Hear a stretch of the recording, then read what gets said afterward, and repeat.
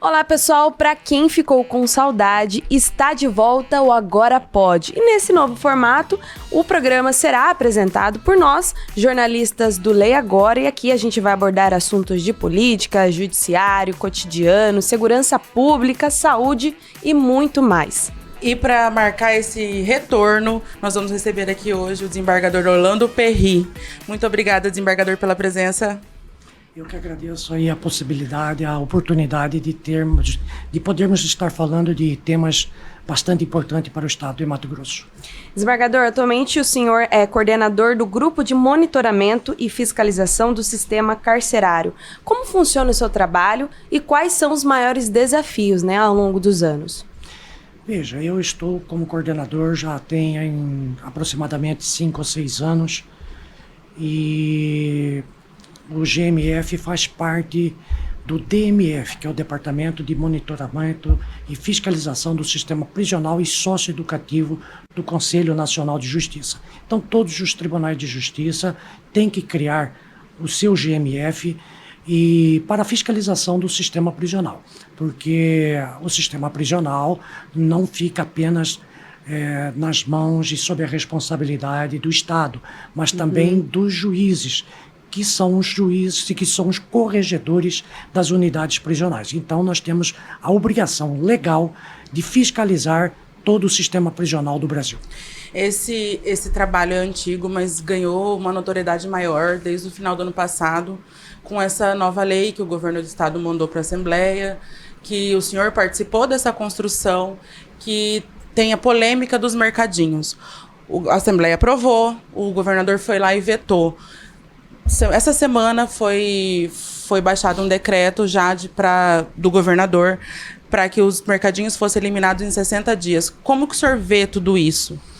Veja, diante das deficiências da administração pública em fornecer os itens básicos, mínimos, de higiene pessoal aos nossos presos, nós sempre vimos com os bons olhos os mercadinhos, porque na falta do Estado, os presos, pelo menos uma boa parte deles, através de seus familiares, podiam adquirir itens de alimentação e de higiene pessoal, não fornecidos ou fornecidos em quantidade ou qualidade insuficiente pelo Estado de Mato Grosso. Inclusive, há cerca de 3 anos atrás, nós levamos uma proposta ao governador do Estado de Mato Grosso, mostrando a necessidade de que esses mercadinhos fossem administrados pelos conselhos da comunidade, que é um órgão da execução penal, que auxilia na execução da pena, na assistência ao preso. Que foi isso, inclusive, que foi incluído no projeto, né? Exatamente. Acontece que, lamentavelmente, nós não conseguimos implantar em todas as unidades o gerenciamento dessas cantinas ou dos mercadinhos pelos conselhos da comunidade, mas em muitas delas esses mercadinhos estavam sendo gerenciados pelo Conselho da Comunidade, a exemplo de Tangará da Serra e Sinop, né? Então, estavam funcionando muito bem, mas me parece que surgiu uma fala do faccionado Sandro Louco, mostrando que, ou pelo menos dizendo que ele lucrava com os mercados dentro das unidades prisionais. E valor bem alto, né? E a partir disso aí parece que o governo, aliado a uma recomendação do Conselho Nacional de Política Penitenciária, determinou o fechamento de todos os mercadinhos, o que nós, do Judiciário, entendemos ser um retrocesso. Na prática, como o fim dos mercadinhos pode impactar, a vida dos presos? Como isso pode impactar o fim deles? Acontece, tão logo o governador vetou a lei aprovada pela Assembleia Legislativa, nós solicitamos a todos os juízes do Estado de Mato Grosso, os juízes corregedores das 41 unidades penitenciárias que temos no Estado, nós solicitamos que eles fizessem uma inspeção para saber das condições daquela unidade, principalmente relacionados à alimentação, fornecimento de água e também itens de higiene. E o que nós constatamos em todas as unidades de Mamanda Caducando é que há uma notória e gritante deficiência no fornecimento de itens elementares aos nossos reeducandos. Está faltando tudo, praticamente tudo. Esta é a realidade. A gente recebeu até uma denúncia essa semana na redação de que o presídio feminino está com falta de absorvente, que as mulheres estão tendo essa reclamação cotidiana lá. É verdade.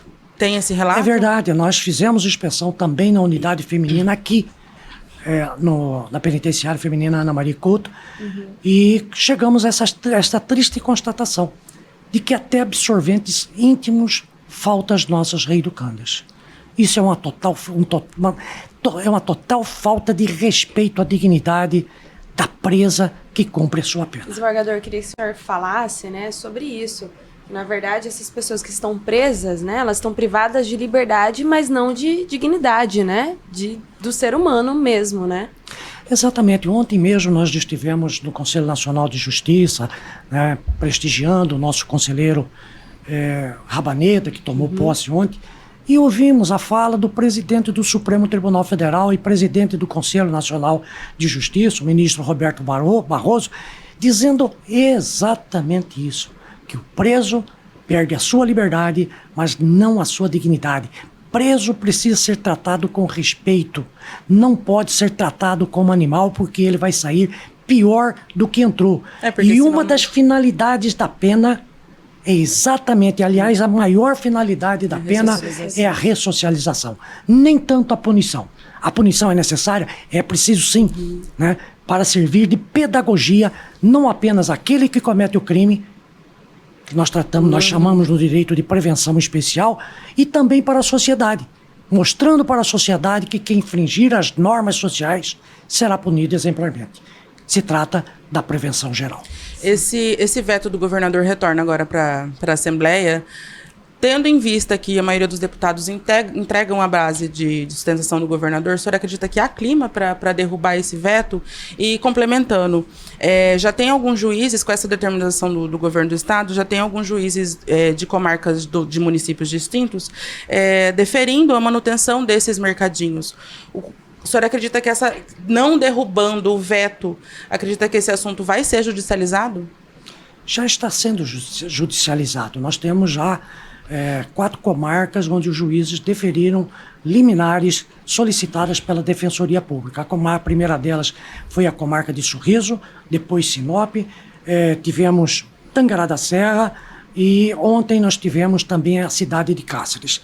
E não tenho dúvidas de que liminares vão pipocar por todo o estado de Mato Grosso. Porque a realidade, como já disse aqui, é que está faltando o elementar para os nossos reeducandos. Chega-se ao ponto de um sabonete ser distribuído para 5, 6, 7 pessoas que têm que dividir um sabonete.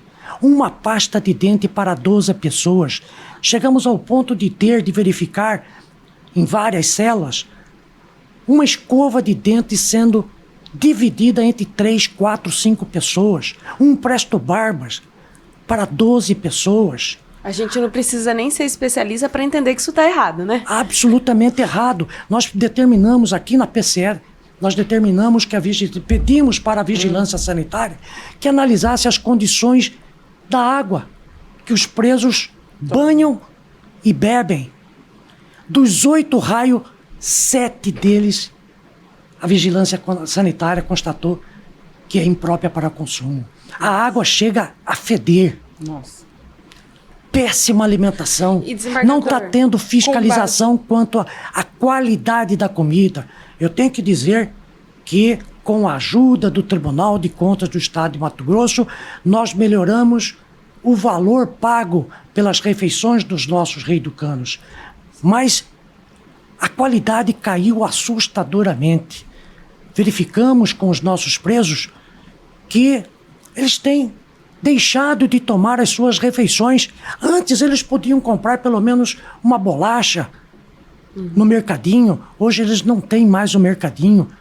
Às vezes até a distribuição do pipão no café da manhã é insuficiente. Há presos que passam 15 horas sem alimentação.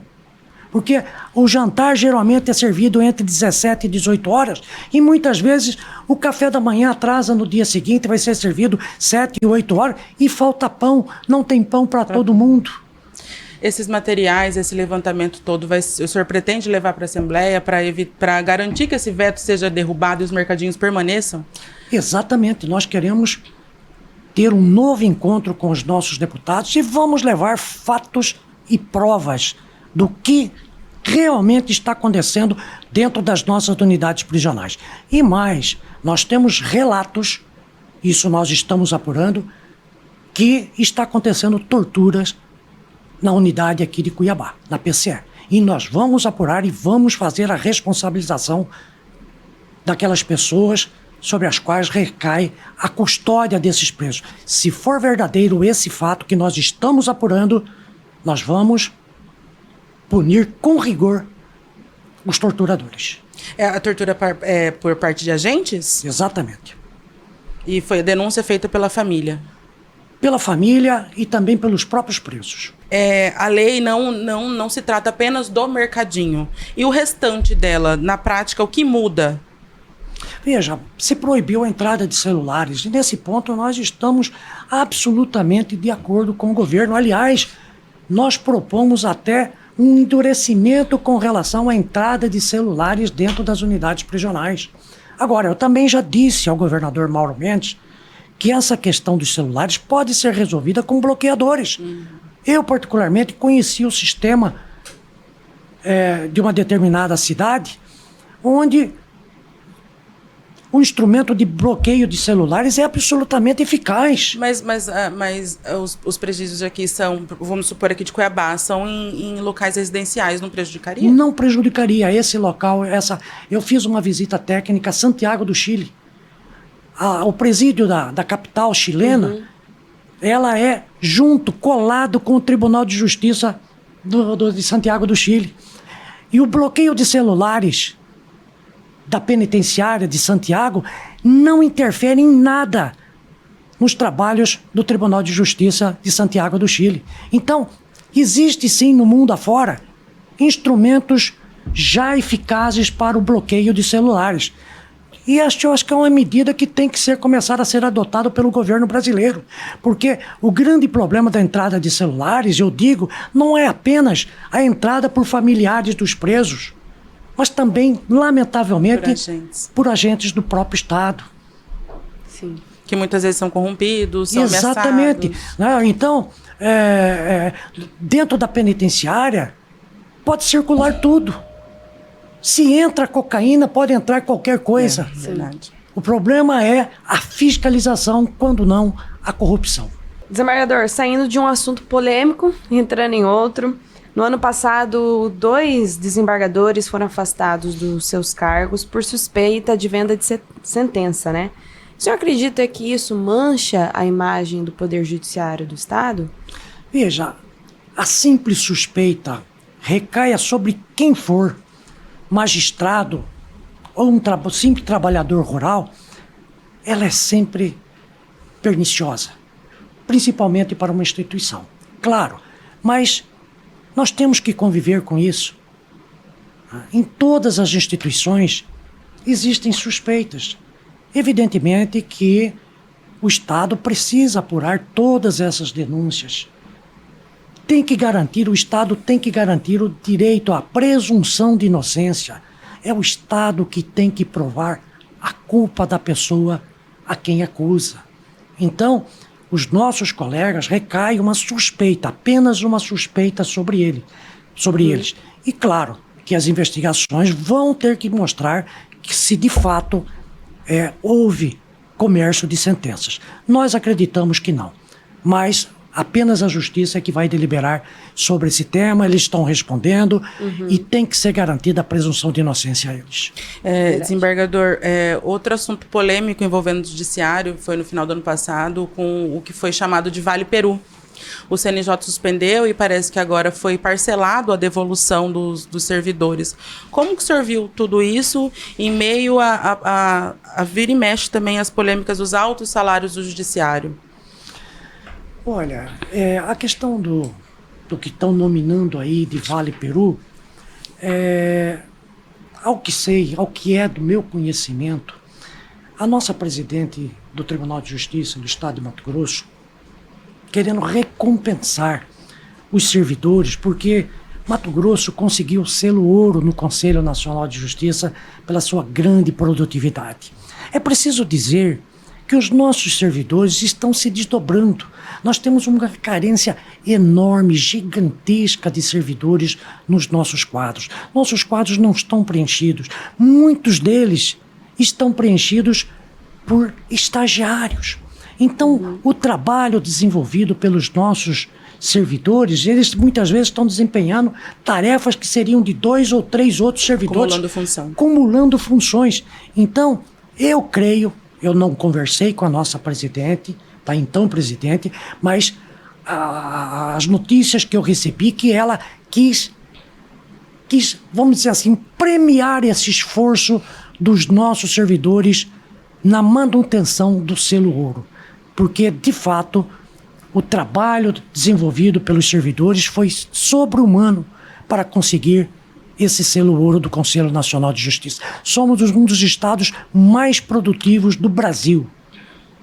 E a presidente, com absoluta certeza, no meu modo de ver, ela quis apenas conferir um reconhecimento, um prêmio a esses bravos servidores que conseguiram, né, com esforços deles, o selo ouro. Há déficit de servidor no judiciário? Muito, é grande. Estimar? Não sei estimar, mas nós estamos convivendo com isso há muitos anos. E mesmo assim, um selo ouro. Selo ouro. E continuando nesse assunto, e a questão dos salários, desembargador, também vive sendo questionado que os altos salários do judiciário, os auxílios e tudo. Sim. Como que o senhor vê essa polêmica que cria-se em cima disso? Ontem mesmo, eu estava conversando com o nosso governador de estado e com alguns outros colegas. E eu me recordava, eu estou na magistratura há 41 anos, e eu me recordava que, uma certa ocasião, logo no início da minha carreira, eu era advogado da Senat, da então CEMAT, né, Centrais Elétricas Mato-Grossenses. E eu era o advogado da menor remuneração no quadro jurídico da CEMAT. E eu me recordo muito bem que eu recebia, naquela ocasião, 800 mil cruzeiros cruzados, eu não me recordo qual era a moeda da época. E eu fiz concurso para a magistratura e passei a receber 200 mil. 200 mil. Me recordava também, falando até com o nosso governador, eu falei, governador, eu me recordo muito bem que eu estava um certo dia num restaurante com uma namorada que eu tinha na ocasião, e eu conversava com ela, e ela me perguntou, mas quanto você está ganhando agora como juiz? E eu disse a ela quanto que era o meu salário. E um advogado que nos servia à mesa, ele interferiu na nossa conversa e disse, não acredito, eu ganho mais que o senhor. O advogado? Sim. Não, o advogado não, o garçom. O garçom disse, interferindo na nossa conversa, que ele ganhava mais do que eu como juiz. Então, o que eu quero dizer com isso para vocês é que a magistratura, nós sempre vivemos de altos e baixos. Muito mais de baixos do que de alto. Eu, há bem pouco tempo atrás, eu confesso para vocês, eu tive que sair do meu plano de saúde da Sul América e tive que migrar para a Unimed porque eu não estava conseguindo pagar um plano de saúde digno para mim e para a minha família. É assim a vida do magistrado. Muitas pessoas não sabem, As pessoas não sabem. As pessoas vão as agruras do magistrado. Em certas ocasiões, né, se dá um determinado aumento, nós não recebemos aumento como os servidores. Nós não recebemos, os servidores têm garantido pelo menos o RGA. Sim. Às vezes nós passamos 8, 10 anos sem um aumento. É assim que vive o magistrado. A vida do magistrado é quase como uma vida de monge. Eu já passei agruras na magistratura financeiramente. Nós, magistrados, vivemos modestamente. Modestamente. Não é essa pompa toda que pregam por aí. Absolutamente. Hoje, por exemplo, nós estamos vivendo um período de bom salário. De bom salário. É preciso fazer ver que um magistrado ele é privado de qualquer outra coisa, ele não pode exercer uma outra profissão. É dedicação Um procurador exclusiva. de Estado pode, por exemplo, exercer a E é advocacia. um trabalho de risco, né? É um trabalho, mas o magistrado, ele não pode desenvolver mais nenhuma outra profissão senão o de professor. Então é uma vida de sacrifícios. Então, o senhor acredita que é muita falação para pouca sabedoria, digamos assim? Veja vocês, o que acontece muitas vezes, eu, por exemplo, tenho 41 anos de magistratura. Muitos direitos não foram implementados na época certa. O Estado nos é devedor de muitos créditos que ficaram para trás. Sim. Créditos esses reconhecidos muitas vezes judicialmente pelo próprio Conselho Nacional de Justiça. E quando tem oportunidade, o Tribunal de Justiça faz um pagamento desses créditos. Então, que somado aos nossos salários, parece Valores um vultuosos. valor vultuoso. Mas se trata de créditos que nós tivemos lá atrás, que nós não recebemos lá atrás. E é algo que você não consegue se planejar. Talvez Não receba, dá. talvez não, né? Não dá para planejar. Né? Então, nós precisamos esclarecer a população que muitas vezes o salário que aparece no portal de transparência Não condiz. não condiz com o nosso verdadeiro salário. São créditos que nós estamos recebendo porque nós deixamos de receber lá para trás. Mais uma polêmica, né, desembargador? A Câmara nas Fardas tem sido bastante discutida. Tem um projeto tramitando na Assembleia pela segunda vez. O Wilson já apresentou uma vez, aí parece que foi arquivado, apresentou de novo. O governo já disse que é contra, que estão querendo colocar policiais como bandidos. Como que o senhor, como desembargador, vê isso? Olha, eu vejo com muito bons olhos. Sempre vi as câmaras na farda como uma garantia para o próprio bom policial. Porque nós temos muitas denúncias de violências. Nós temos denúncias de muitas arbitrariedades cometidas pelos nossos policiais, principalmente os policiais militares, né, que estão fazendo as buscas e apreensões, estão fazendo as revistas nas casas. As rondas nas né? ruas. E nós do Judiciário, seguindo o posicionamento do próprio Supremo Tribunal Federal, temos invalidados inúmeras atuações dos policiais. Porque muitas vezes se verifica ou se prova, Abusos. né, que lamentavelmente o policial não agiu de acordo com os preceitos da lei. Para você invadir uma casa, a lei diz que é preciso que você tenha uma suspeita razoável de que está acontecendo um crime ali. E muitas vezes não existe essa suspeita razoável. Né? Então o juiz precisa averiguar as circunstâncias, o fato em si, para verificar, para se certificar se houve ilegalidade ou não naquela abordagem, naquela prisão. Então as câmaras, pelo menos para o judiciário, nos auxiliaria muito na averiguação dessas nulidades que muitas vezes os suspeitos alegam perante o juiz. Poderia ser um fator de segurança para o próprio policial. E é um E pro fator de próprio segurança. cidadão. Aliás, e segurança também para a própria população, porque nós sabemos que os estados, por exemplo, de São Paulo, de Santa Catarina, que já utilizam as câmaras nas fardas, a violência policial diminuiu sobremaneira. Sim. Então, se o policial também souber que ele está sob vigilância, ele vai ser mais comedido em suas ações. E essa questão da violência não é só baixa renda, né? A gente tem casos de pessoas que moram em casas de alto padrão que aconteceu isso, mas só pegou porque tinham câmeras na casa, né? Exatamente. É para todo mundo, né? Exatamente. E hoje nós sabemos, né, que nós vivemos já num Big Brother. Sim, Hoje mesmo eu sim. conversava com o secretário Roveri, né, um excepcional secretário, e ele estava me dizendo que eles já implantaram em todo o estado de Mato Grosso, acho que em 122 municípios, mais de 10 mil câmeras. E a intenção é implantar 15 mil câmeras pelo estado de Mato Grosso. Sistema de Nossa. reconhecimento Sim, facial. facial. Isso tem facilitado bastante, Isso é muito importante. inclusive, a prisão de foragidos. Nós temos muitos foragidos no estado de Mato Grosso. Não tem como a gente acompanhar tudo, por isso que as câmeras são importantes, São né? muito importantes, exatamente. Mas a senhora acredita que esse assunto avança? Eu, particularmente, acho que não passa na Assembleia Legislativa. Não sai da comissão, né? Eu acho que, Que partido do conhecendo governo...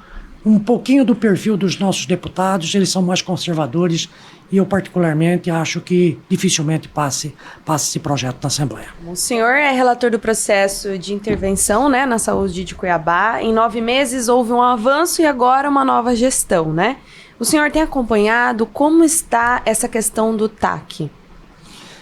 Olha, nós estamos acompanhando, nós tivemos uma reunião com o prefeito Emanuel, junto com o então prefeito eleito Abílio, com o Tribunal de Contas, com o Ministério Público, Defensoria Pública, várias entidades. Nós fizemos uma audiência e nós estamos acompanhando a saúde de Cuiabá. Eu fui muito claro, e já disse isso repetidas vezes, que o processo da intervenção não acabou e não terá fim. Se trata de um processo diferenciado, um processo que nós chamamos de natureza estrutural, e sempre que a saúde cuiabana se voltar, cair em debilidades, nós vamos fazer ressuscitar esse processo para corrigir eventuais distorções na saúde cuiabana. Com essa mudança de gestão, houve mudanças no TAC? Não, por enquanto não houve mudanças no TAC. Apenas houve apenas mudança de fiscalizadores do TAC. Não será mais aquele grupo que era da intervenção? Não, foi mudado. O promotor Milton solicitou a substituição, porque muitas pessoas estão ocupando outros cargos, e ele solicitou a substituição de muitos desses fiscais do TAC. Ainda nessa questão da saúde, o Abílio teve uma atitude polêmica, né? Abrindo as UBSs para atendimento de urgência e emergência, sem agendamento, deixando os agendamentos de lado. Agora ele voltou atrás, falando que muitos servidores que estavam de férias estavam voltando agora. Como que o senhor viu isso? Olha, eu tenho essa notícia pela imprensa, né? Não me chegou nenhuma comunicação formal a respeito dessa decisão tomada pelo prefeito Abílio. Já ouvi de alguns profissionais, inclusive do Conselho Regional de Medicina, criticando essa posição do prefeito Abílio, né? Mostrando que ele se equivoca a determinar que, inclusive, se faça atendimento sem agendamento. Sim. Então, eu tenho ouvido relatos de médicos dizendo que isso tem prejudicado bastante o atendimento da população cuiabana. Mas o juiz só atua mediante provocação. Gostaria que o senhor fizesse, né, um balanço. O que o senhor está achando até agora do momento da gestão dele? Ou ainda é muito cedo para falar? Com relação à saúde, né? Eu penso que é muito cedo. Eu quero esperar, né, e confio na gestão e na competência do prefeito Abílio para melhorar a saúde cuiabana. Assim espero dele. E eu tenho que dar um tempo para ele mostrar a que veio. Então estamos aguardando aí que o prefeito realmente faça uma revolução nesta cidade de Cuiabá, especialmente na área da saúde, que é o bem mais precioso que todos nós temos. É o que mais precisa, né, desembargador? Exatamente. Desembargador, a gente deu uma apaziguada com a saúde, mas vamos voltar aos assuntos polêmicos. Nessa semana o senhor deu uma decisão que permitiu a mãe do Sandro Louco, condenado a mais de 190 anos de prisão aí, que possa voltar a visitá-lo. Fala um pouquinho disso pra gente. Veja, essa é uma questão bastante polêmica que muitas vezes a população não entende. A população muitas vezes pensa que preso tem que sofrer. Sim. Né? Preso não pode receber nem visita, nem da sua esposa e nem da sua mãe. Isso é inadmissível num Estado democrático de direito. Aliás, está na Constituição que o Estado tem que garantir a família, fomentar a manutenção da família. O Estado, então, não pode impedir, por exemplo, que a mãe visite o seu filho, que a esposa visite o seu filho, o seu marido que se encontra preso. Isso seria a denegação desse direito de visita, seria acabar com a família. Imagine alguém, você disse, acabou de dizer, o Sandro Louco está condenado a 190 anos. Imagine se nós proibirmos ele de receber a visita da sua mãe e da sua esposa. É um direito, né? É um direito do preso. É um direito do preso.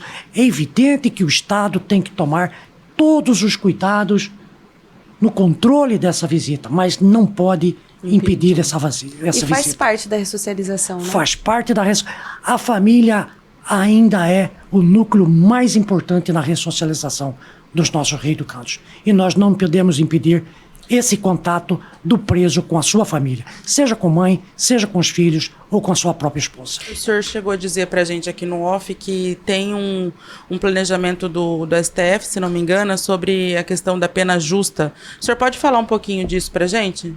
Veja, o Supremo Tribunal Federal, no julgamento da DPF 347, reconheceu que existe um estado de coisas inconstitucional no sistema prisional brasileiro. Tanto é que, quando decidiu, o Supremo Tribunal Federal determinou a liberação de bilhões de reais para reformas do sistema prisional. Mas isso foi manifestamente insuficiente. Então, nesta ação, nesta DPF, o Supremo Tribunal Federal determinou que todos os estados reformulem a sua política criminal para que amplie a sua capacidade e, mais do que isso, que ofereça dignidade no cumprimento da pena àquelas pessoas privadas de liberdade. E é isso que o Pena Justa está fazendo. E como que isso pode afetar aqui o nosso estado? Veja, o governador do estado de Mato Grosso, e isso eu reconheço sempre nas minhas falas, ele foi o governador que mais fez pelo sistema prisional do estado do estado de Mato Grosso nos últimos 100 anos, eu diria. Nossa. É o que mais fez. Realmente o governador do estado de Mato Grosso investiu, ampliou a capacidade de espaços físicos, mas eu costumo dizer que nós saímos do horrível para o ruim.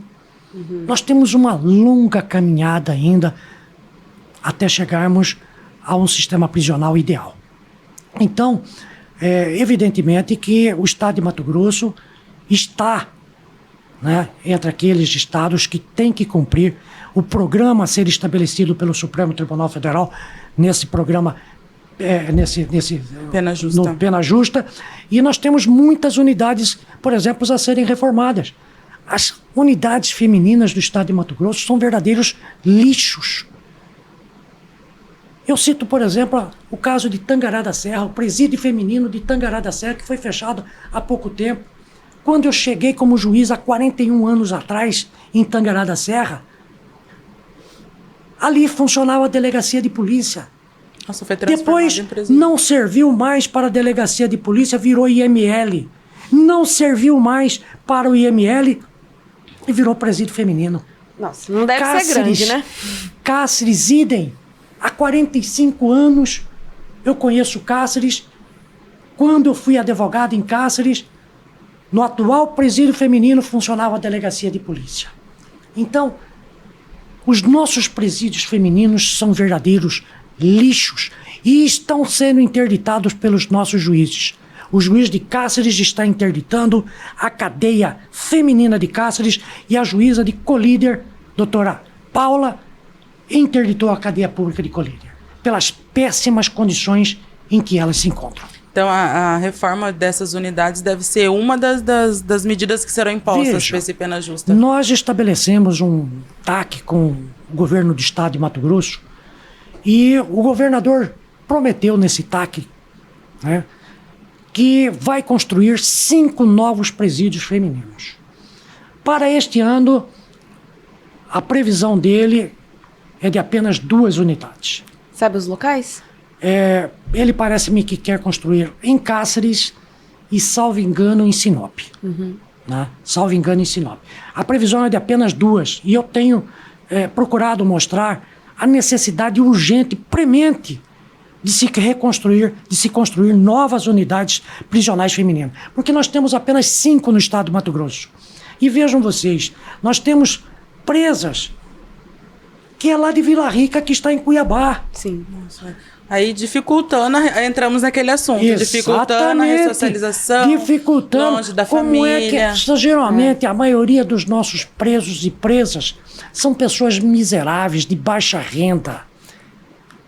De baixa renda. Então, como é que uma mãe vai sair lá de Vila Rica e vai trazer kits de higiene para a nossa reeducanda que está cumprindo a sua pena por falta de presídio feminino e está cumprindo a sua pena aqui em Cuiabá? Sim. A única maneira de ela dar assistência a esta filha é ela depositando R$100, R$200 no mercadinho. Eu quero dizer para vocês, antes de mais nada, no mercadinho não circula dinheiro vivo.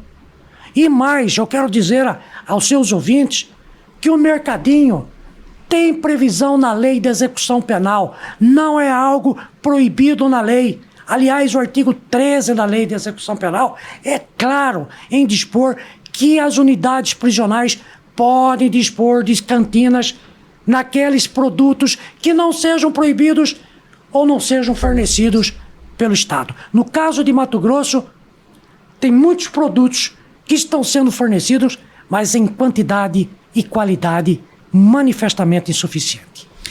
Desembargador, temos a determinação do CNJ para a questão da equiparidade de gênero no Tribunal de Justiça. Como que o senhor vê isso? Já está sendo implantado? Como que está funcionando lá? Qual que é a importância, né? É muito importante, né? Nós termos a paridade de gênero nos tribunais de justiça. Agora, deveríamos começar também pelo STJ e pelo Supremo Tribunal Federal, né? Que poderiam dar exemplos. Mas os tribunais de justiça de todo o Brasil já estão cumprindo esta determinação do Conselho Nacional de Justiça. O próprio Tribunal de Justiça do Estado de Mato Grosso, no ano passado, nós já promovemos uma juíza na vaga das mulheres. Uhum. Este ano nós teremos também algumas aposentadorias e teremos também que promover novas uma mulheres. Nova juíza como desembargadora. O tribunal vai cumprir a determinação. Aliás, ontem o tem ministro até uma vaga aberta agora, né? Vai ter uma vaga aberta, mas esta não é destinada exclusivamente para mulheres. O que não significa que não possa vir mulheres. Ela pode ser preenchida por mulher, sim. Uhum. Nós temos que cumprir a determinação de 40% das vagas serem preenchidas por mulheres. Então 40% é bastante, 40%. Né? Porque nós temos o 5º constitucional. E essa vaga parece... Não há exigência do 5º constitucional, né, que seja preenchida por homem ou por mulher. Desembargador, o senhor é presidente da Comissão dos Idosos. Me explica um pouquinho do trabalho que o senhor vem realizando lá. Eu faço parte também da Comissão de Idosos do Tribunal de Justiça do Estado de Mato Grosso. E tão logo assumi no ano passado, nós verificamos uma grande deficiência de abrigos de ILPIs. Também agora os abrigos de idosos são chamados de ILPIs, Instituto de Longa Permanência. Né? Não sabia. Eu também não sabia. Instituto de Longa Permanência. Por exemplo, na capital matogrossense, nós não temos nenhum asilo público. Temos apenas o Abrigo Bom Jesus de Cuiabá, que é uma fundação que vive de doações praticamente. Né? Então nós não temos. Nós temos uma população bastante idosa já no estado de Mato Grosso. Estima-se que neste ano de 2025, o IBGE assim prevê, nós tenhamos 15% da nossa população idosa acima de 60 anos. Isso significa aproximadamente 500 mil pessoas. Nossa, 500 mil pessoas idosas. Sabe, nós temos pouco mais de 1.900 vagas de abrigos no estado de Mato Grosso, isso envolvendo abrigos públicos e privados. Aqui mesmo em Cuiabá, no Asilo Bom Jesus de Cuiabá, nós temos uma fila de mais de 50 pessoas aguardando um lugar. O senhor tem um projeto, parece, para a construção de uma sede, tem uma parceria com o Tribunal de Contas? Exatamente, veja. Então, nós levamos essa demanda bastante sensível ao governador do estado de Mato Grosso e fomos atrás de recursos. Através da delação premiada de uma determinada pessoa, nós conseguimos com que a devolução de uma parte desses recursos que o delator está devolvendo ao Estado de Mato Grosso fossem dirigidas para a construção de ILPIs. Hoje nós temos aproximadamente 25 milhões em conta desta delação premiada e conseguimos, com a nossa saudosa e querida deputada Amália, uma emenda parlamentar no valor de 29 milhões, que já aportou nos cofres do Estado de Mato Grosso. Então, hoje, o Estado de Mato Grosso pode construir pelo menos 5 ILPIs. E o governador já definiu esses locais. Nós vamos construir uma em Cuiabá, outra em Água Boa, outra em Sinop, em Rondonópolis e em Varja Grande. Então, este ano, nós queremos começar a construir esses abrigos públicos, porque, vejam vocês, estima-se que em 2070, no Brasil, nós tenhamos 170 idosos para cada 100 jovens. Nossa. Então nós temos que começar a trabalhar essa política agora, porque a população brasileira está envelhecendo. Antes... O pessoal não está querendo ter filho, né? Exatamente. E antes, as pessoas eram consideradas idosas com 40 anos. Sim. Hoje é 80 para lá. Exatamente. A gente vive mais, né? Nós estamos vivendo mais e acontece que nós estamos vivendo também numa sociedade desgraçadamente esquisita, que os filhos estão abandonando os pais. É terrível. Nós precisamos implantar nas nossas cidades centro de convivência dos idosos, porque muitas vezes o filho vive com o pai, cuida do pai, mas ele é pobre, ele precisa trabalhar. Sim. Não tem E onde às vezes deixar. ele deixa o pai trancado na sua casa e só vai ver o pai novamente. E até 7, 8 horas da para precisamos tornar criar aquele e idoso ativo, espalhar né? nas nossas cidades, e especialmente em Cuiabá, nós precisamos espalhar esses centros de convivências. É muito importante para a nossa população. Aqui em Os Cuiabá, idosos, eu não me adoram lembro, convivência. eu não me Nossa. lembro em qual gestão, mas o centro de convivência já foi muito bem Eu acho que é o Roberto falado. França. Que era muito bem falado. E faz bem até para a saúde mental do idoso, né? Conviver com outras pessoas, fazer atividade. Exatamente. Nós temos que oferecer qualidade de vida aos nossos idosos. Hoje nós estamos construindo a rede de proteção dos nossos idosos, que até hoje nós não construímos no Estado. Desembargador, muito obrigada pela sua entrevista. O papo foi muito bom. A gente falou sobre vários assuntos. Todos polêmicos, né? Todos polêmicos. Eu que agradeço e me coloco à disposição dos seus ouvintes. As portas sempre estarão abertas aqui para receber o senhor e os demais membros do Judiciário. Muito obrigado. Obrigado a vocês. Gente, por enquanto é isso. Para mais informações, é claro, continue acessando leagora.com.br e as nossas redes sociais. Até mais. Até mais.